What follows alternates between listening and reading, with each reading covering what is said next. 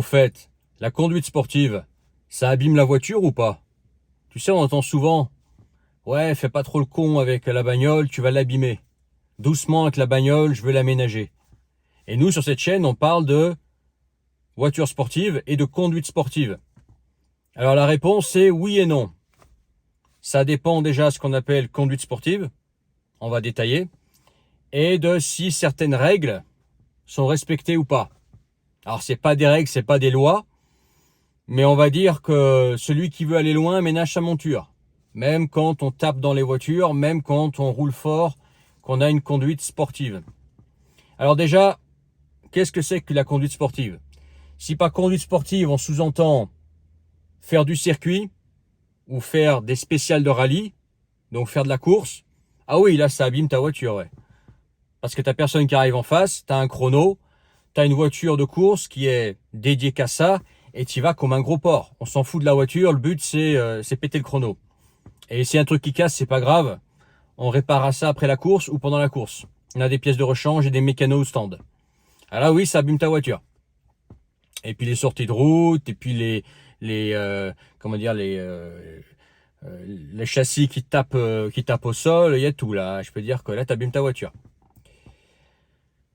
Et en circuit, c'est pareil. En circuit, effectivement, quand tu roules toute une après-midi de façon intense, effectivement, ta voiture, on peut pas lui dire que ça lui fait du bien. Ok? Mais c'est pas aussi violent que le rallye.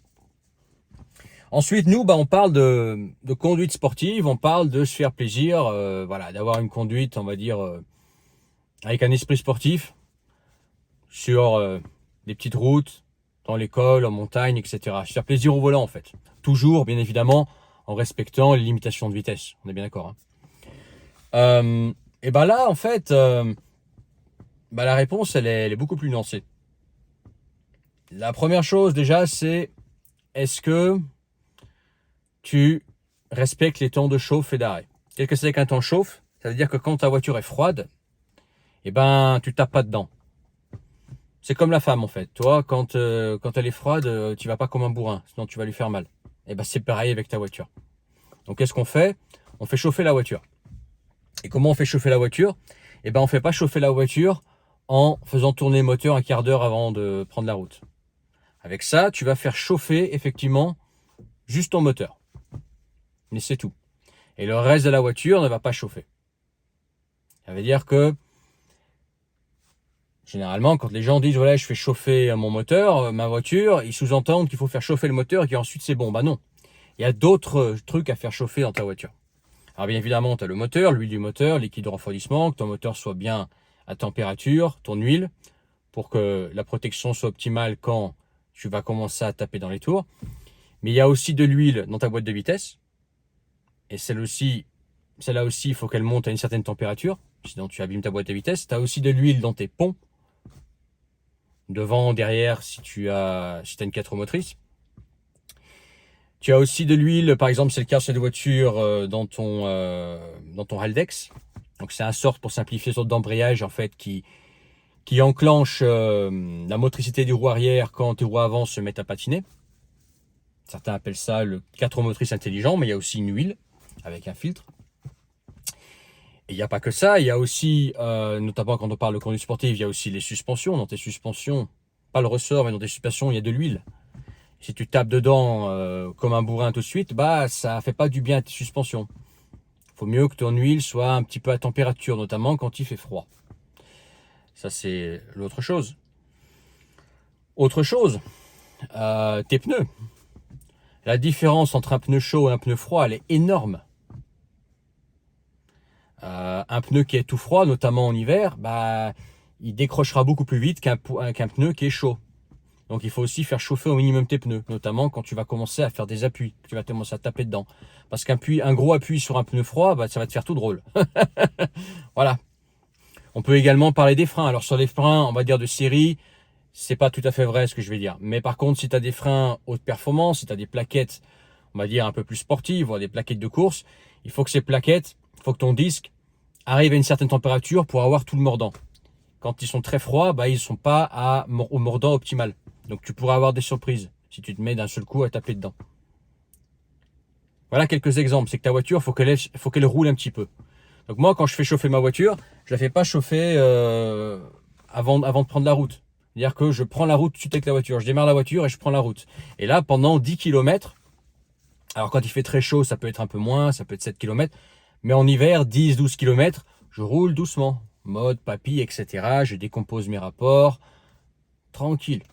Okay, et petit à petit, je monte en régime moteur pour tout faire chauffer dans ma voiture. Une fois que ta voiture est chaude, là, tu peux taper dedans. Et ça, c'est pour préserver ta mécanique. Préserver ton moteur, évidemment, préserver boîte de vitesse, pont, etc. Enfin, tout ce que je t'ai expliqué. Okay, et puis pour ta sécurité, des pneus chauds qui accrochent bien. Éventuellement des freins, si tu as des plaquettes ou des freins, voilà, on va dire au moins haute performance, que tu es tout en mordant.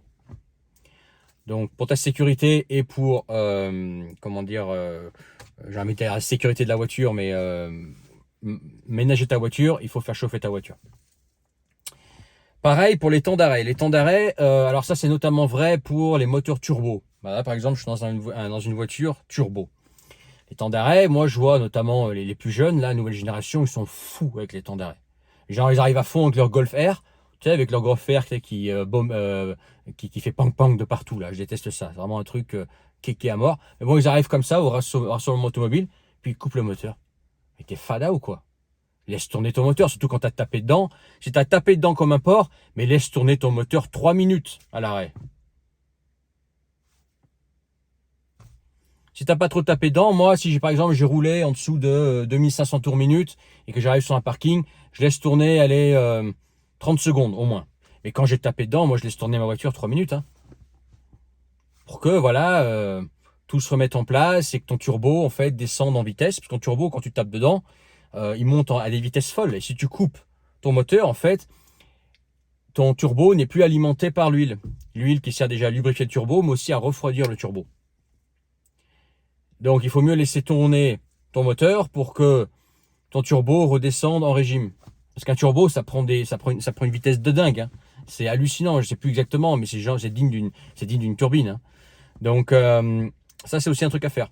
Et moi, je vois trop de gens encore qui se plaignent ensuite, j'ai cassé mon turbo, faut que je fasse un turbo. Ouais, mais c'est normal. Tu tapes dedans comme un porc, et ensuite, tu tapes dedans comme un porc, tu as 7000 tours, etc. Bam, bam, bam, bam, bam. Et t'arrives, tu coupes le moteur. Bah, forcément que ton turbo va en prendre dans la tronche. Sur cette voiture, elle a plus de 200 000, bah, le turbo est d'origine.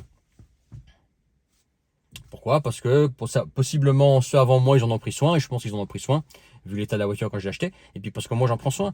Oui, moi je tape dans le turbo. Ce turbo, je l'utilise à fond, mais je l'utilise quand il est chaud, et quand j'ai tapé dedans, je laisse tourner, et plusieurs minutes. Et sur ma Mitsubishi Lancer Revolution, j'avais un turbo timer. Et quand tu avais tapé dedans comme un bourrin, la voiture, elle tournait toute seule pendant 5 minutes. Tu laissais sur le parking, la voiture, elle tournait, tu allais faire tes commissions, et pendant 5 minutes, la voiture, elle tournait. Pour que voilà, le turbo se redescende en régime. Et pas tout casser. Donc ça, c'est aussi une chose dont il faut tenir compte. C'est est-ce que tu respectes les temps de chauffe et les temps d'arrêt? Okay. Si les temps de chauffe sont respectés, et que tu fais l'entretien sur ta voiture, ça aussi c'est important. L'entretien. Quand tu as une conduite sportive, tu fais pas tes vidanges tous les 15 000 km. Ou tous les 30 000 km. Ils sont fous les mecs. 10 000 maxi. Encore plus si ta voiture a été modifiée, programmée, etc. Moi je dis pour une voiture sportive, notamment quand tu commences à avoir des kilomètres et que tu tapes dedans, tous les 7 000 km, c'est bien de faire la vidange. 10 000 maxi. Mais si tu as une vieille huile dedans, tu as une huile qui a 15 000 bornes, tu tapes dedans pendant 15 000 bornes dedans, que ton huile c'est déjà du goudron, bah oui, ça bousille ton moteur, ouais. Faut mieux avancer tes vidanges, diviser par 2. Et si tu as un doute, tu dis est-ce que je la fais pas. Si tu as un doute sur la vidange, que ce soit vidange moteur, vidange pont, vidange Haldex, vidange boîte, fais ta vidange. Ça peut pas faire de mal. La seule exception, c'est les boîtes automatiques. Mais bon, c'est pas les boîtes automatiques, c'est pas ce dont on va parler aujourd'hui. Mais sinon, boîte manuelle, etc., tu fais ta vidange. C'est comme le liquide de frein. Le liquide de frein, dès que tu as le moindre doute, tu fais ton liquide de frein. Tu ne veux pas te retrouver avec un liquide de frein pourri quand tu es en arsouille et quand ça se met à chauffer. On va se retrouver sans frein, c'est dangereux. Donc dès que tu as un doute, tu fais tes vidanges. Et n'hésite pas à avancer tes vidanges. Oui, ça coûte un peu plus cher, mais quand tu fais les choses toi-même, que tu fais tes vidanges toi-même, Les vidanges, allez, un bidon d'huile pour une bagnole, pour la 540, c'est 40 balles. L'huile de boîte, tu vas en avoir pour 50 balles. Le Haldex, tu en as pour 25 euros. Je veux dire, c'est pas sur quoi tu vas économiser quand tu as une sportive. Donc fais tes vidanges et fais tes filtres. Fais tes filtres et vidanges. Même quand t'as l'habitude, tu crois que c'est un petit peu trop, sur une sportive, c'est jamais trop.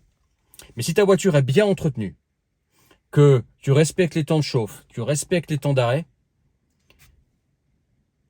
et que ta voiture est chaude, tu peux taper dedans, il n'y a pas de souci. C'est pas ça qui va casser. Par exemple, tu peux monter à 6000, 7000, ça dépend des voitures, 8000 tours minute. Là, cette voiture-là, ça va couper à 7000, mais même moi, je passe mon rapport avant 6005 parce qu'après, j'ai plus de pêche. C'est un moteur turbo. Tu peux faire ça toute l'après-midi si ton moteur est chaud, tu as respecté les temps de chauffe et que ton huile est toujours nickel, il n'y a pas de souci. C'est fait pour. Mais il faut que la voiture soit entretenue, que les temps de chauffe soient respectés, les temps d'arrêt aussi quand tu coupes ton moteur. Et aussi, voilà, ménager quand tu peux. Par exemple, même si tu n'es pas à l'aise avec le talon pointe ou avec le double débrayage, en conduite coulée, tu peux le faire. C'est-à-dire qu'au lieu d'utiliser le synchro de ta boîte, eh ben, tu double débrailles. Ça soulage ta boîte, tu vois. Pareil, ton embrayage. Ton embrayage, voilà, faire attention, on n'a pas trop le faire ripper à chaque fois. Des trucs simples. Le freinage aussi. Tu as le frein moteur, pas besoin d'être sur tes freins constamment. Par exemple, dans une longue descente, je vois des mecs, des fois, ils sont sur des freins pendant 10 minutes. Je dis, bah déjà, un, tes freins, ils vont chauffer. Et deux, bah, tu bouffes tes freins pour rien. Frein moteur. Donc là, avec des règles, on va dire, essentielles de respect de la mécanique, de bon sens, d'entretien. En fait, la conduite sportive, ça n'abîme pas la voiture. Jusqu'à un certain degré, bien évidemment. Quand tu commences à être très agressif avec une 4 roues motrices, par exemple, bah, tes ponts, ils n'aiment pas trop. Ton Haldex n'aime pas trop. C'est assez anti-mécanique, on va dire. Ça force. Mais c'est pareil, si tes huiles de pont sont à jour, si ton huile d'Haldex est à jour, que c'est tout vidangé, que les fils sont faits, il n'y a pas de raison. Si c'est bien entretenu. C'est fait pour. Voilà ce que je voulais dire aujourd'hui. Dis-moi ce que tu en penses en commentaire. N'oublie pas de t'abonner, mettre ton pouce, partager cette vidéo. Et je te dis à bientôt pour une autre vidéo.